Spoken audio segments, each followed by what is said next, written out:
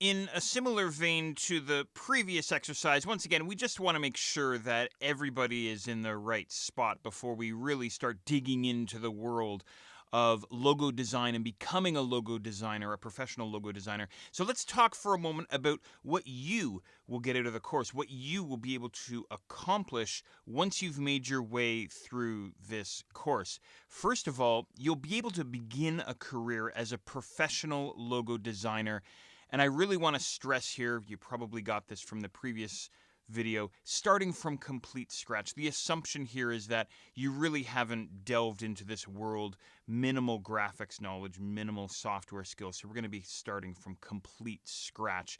But again, as I say, you'll be able to build this career for yourself as a professional logo designer with the help of this course. You'll also be able to communicate with prospective clients. You'll also know exactly what questions to ask them as well as it relates to their logo design projects. There's lots and lots of information that I have for you related to that.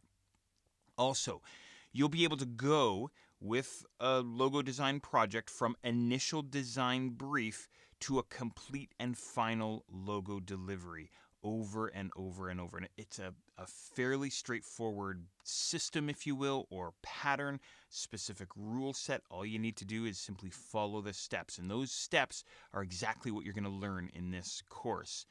Next, you'll know how to work with Adobe Photoshop and Adobe Illustrator in the context of logo design to quickly and efficiently produce high quality work. It's all about high quality work, and that's what this course is all about. Finally, you'll be able to add new tools, new techniques, and new methods to your existing skill set, making you more competitive and sought after in the overall design marketplace. So I hope that sounds good. I hope we're in the right spot. So let's dig further into the world of logo design and becoming a professional logo designer.